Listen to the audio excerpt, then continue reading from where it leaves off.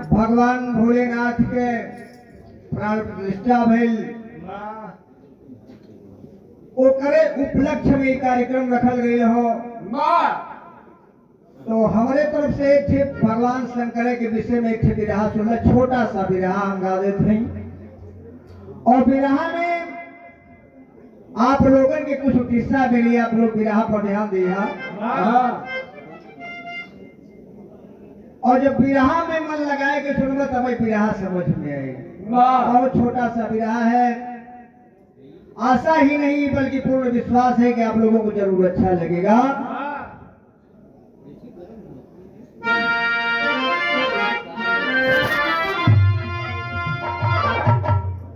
अरे करल कंठ वाले हैं अति भोले भाले,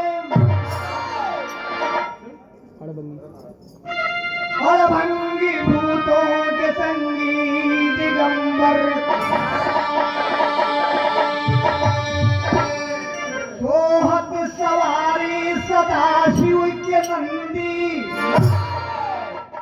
मोहत है नदी को जो तन पे बघंबर,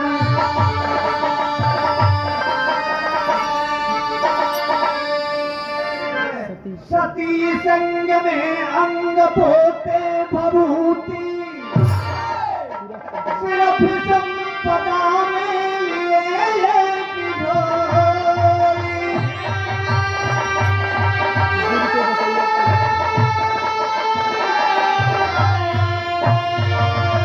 अरे गिरी के पसरिया के पैया पकड़ी के, विकल दुर्गा मैया दुखित हो के टोली।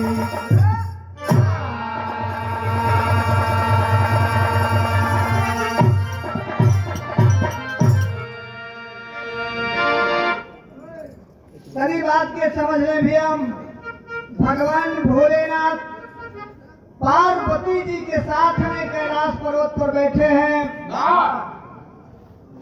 माई पार्वती भगवान भोलेनाथ से वो बात कहले, और बात कहले का यहाँ थे गजल के नमूना हो मास्टर।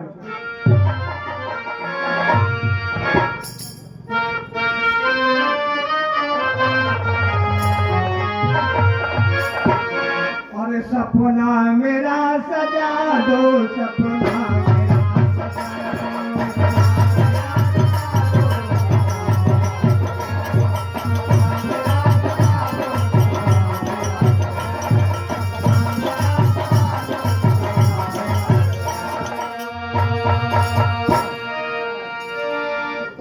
जरूरी नहीं हो कि धुन तब ये बतावा जाए, लेकिन बताए पड़त है। दुनिया हम ना बताओ, आप लोग सोचबा कि कौन ही गजल गावत हुआ, कौन धुन हो, तब यही है बा। अरे एक बार मुस्कुरा दो, एक बार मुस्कुरा दो,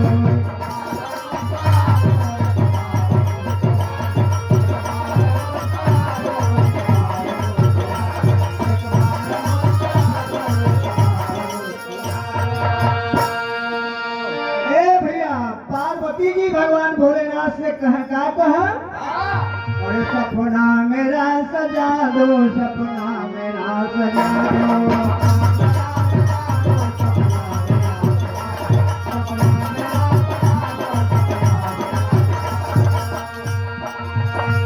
मन की मुराद मेरे, मन की मुराद मेरे, मुराद मेरे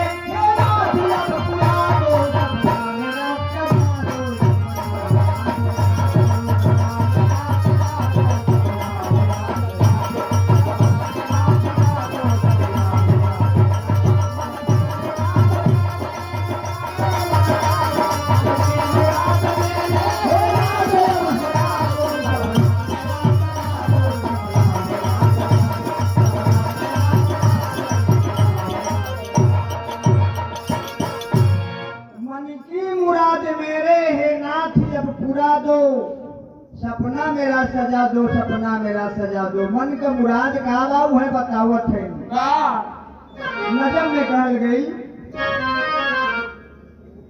अरे हे नाथ डमरू वाले जब से गवनवाई बनवा में सैया साथे हम दिनवा के बिकई सैया हम जब से तोहरे साथे आई है हम ही मड़ई में रहत हवा पर उबियाए गेल हो का कहते एगो काम करा काम बाबा के अब गुहनवा ले चल के पहुंचा रावण की लंका नगरिया हमके तू देखा कहा आप तो ले चला हमारे नहीं हरे हमके घुमा दो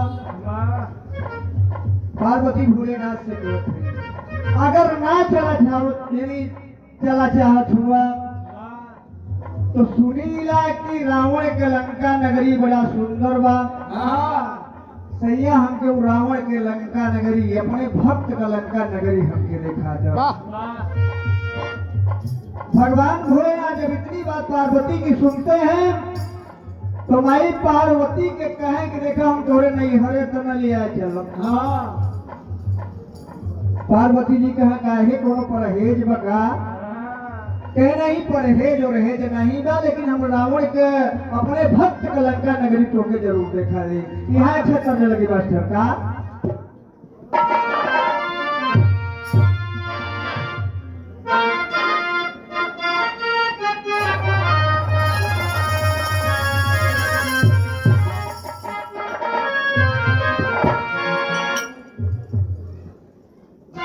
कौनो भी धुन तक जो होला ओकर कुछ न कुछ मतलब होता एक से कौनो दुल्हन के दुल्हा अपने दुल्हनिया के कम माने एक से दूसरा दुल्हन ले ओलस जब दूसरे की दुल्हन ले ओलस तो पहले की वाली कहता का कहता अरे सैयम अरे ये राजा अरे ये दुल्हन अरे काहे कैल हमारा अरे सावतिया लिया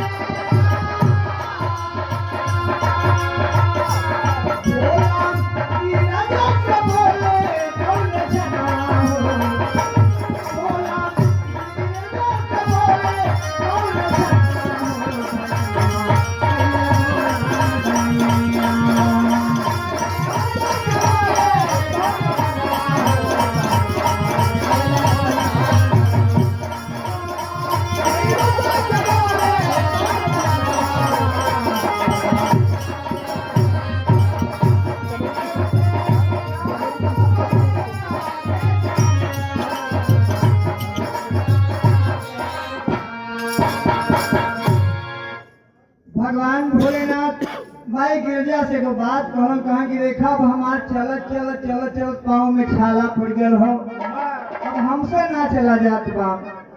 एक छत पेड़ मिला, वही पेड़े के छाहे में बैठ गए भगवान भोलेनाथ पार्वती के लेके। एगो बात कहलन पार्वती से, कहे का डमरू और त्रिशूल, डमरू त्रिशूल जमीन पर रख दिए और माई गिरजा से कहे का अरे डमरू त्रिशूल के, अरे डमरू त्रिशूल के, डमरू त्रिशूल के तू हरिहरा खवारिया, हरिहरा खवारिया, डमरू त्रिशूल के हरिहरा खवारिया। अरे डमरू त्रिशूल के तू हरिहरा खवारिया, अरे सुतल में कोई छुए पावे गुजारिया,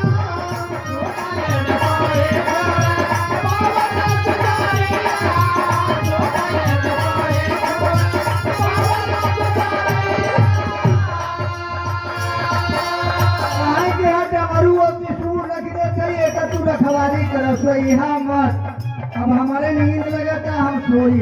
हाँ कह के भोला सोई गईले कौन चला हो, कह के भोला सोई गईले कौन चला हो, कहीं भोला बनिया, कह के भोला चला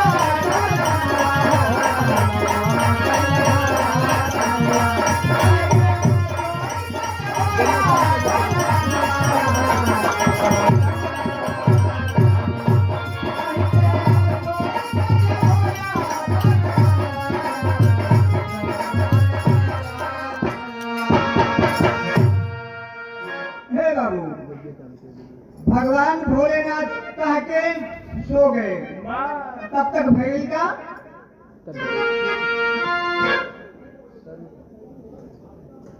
तब तक एक लंका से मिस्टर पहुंचा।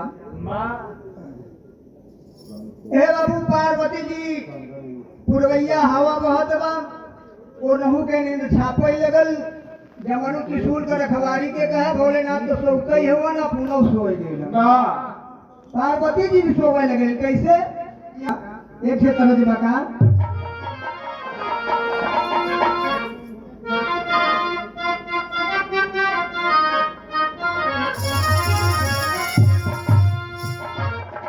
एक से कोनो लड़की के सुंदरता के बड़ाई कैल बा। कैसे कैलस? अरे गोरियम, अरे रजियम, अरे चांद की अंजोरिया,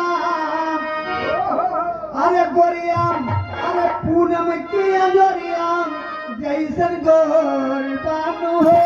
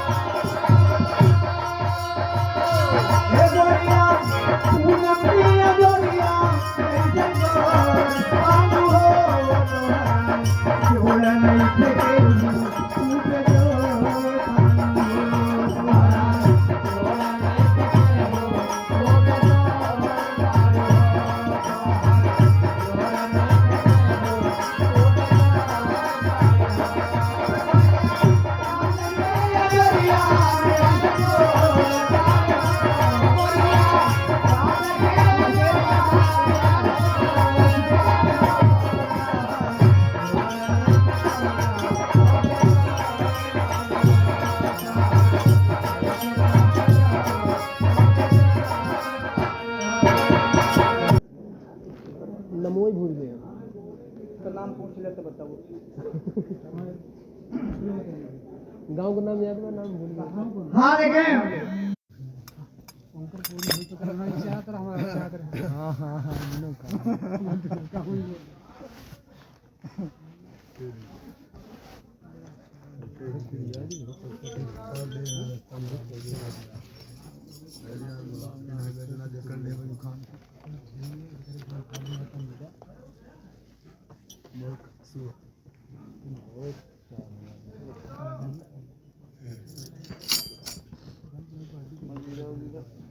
अरे नहीं कहते नहीं बहुल लड़े संजय से खूब लड़े सम्मान के लिए अरे इससे बड़ी किताब है तीन रहे सम्मान से बढ़ के कोई सम्मान नहीं ये गरीबी है कुछ रहा नहीं भाई सम्मान सबके नहीं रहा यहाँ नहीं रहा ना और किसी को सम्मान भाई बताओ नहीं कभी नहीं हम ही बता आपसे कहानी फूका कोई गई मुहावा पे काल के चलिया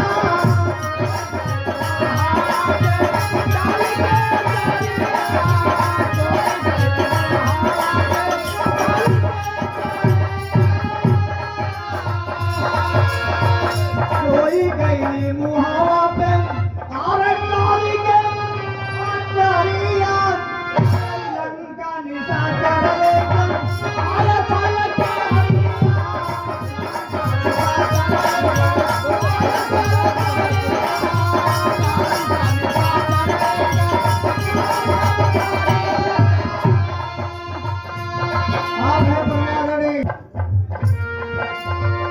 अरे सोई गई मुहावा पे अरे तारी के चरिया अरे लंका निशाचर लेकर अरे चल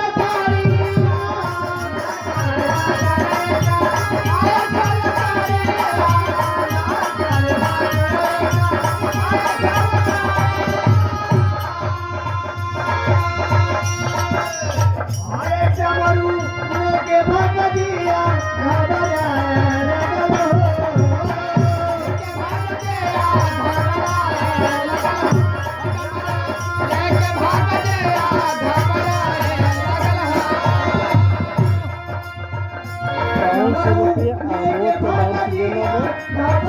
आमोद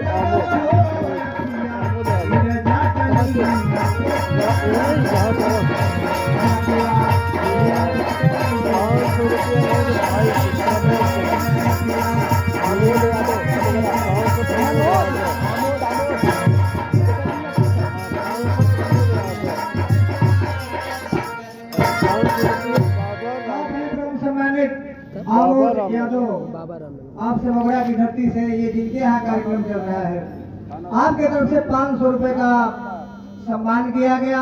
बहुत बहुत आशीर्वाद बोलना की आप हैं परम सम्मानित आप प्रमोद कुमार यादव जी जिनके यहाँ कार्यक्रम चल रहा है आपके तरफ से 500 रुपए का सम्मान किया गया। बहुत बहुत आशीर्वाद बोलना के साथ साथ जनता जनार्दन से हमारा नमन बा आशीर्वाद की प्रतीक्षा बा।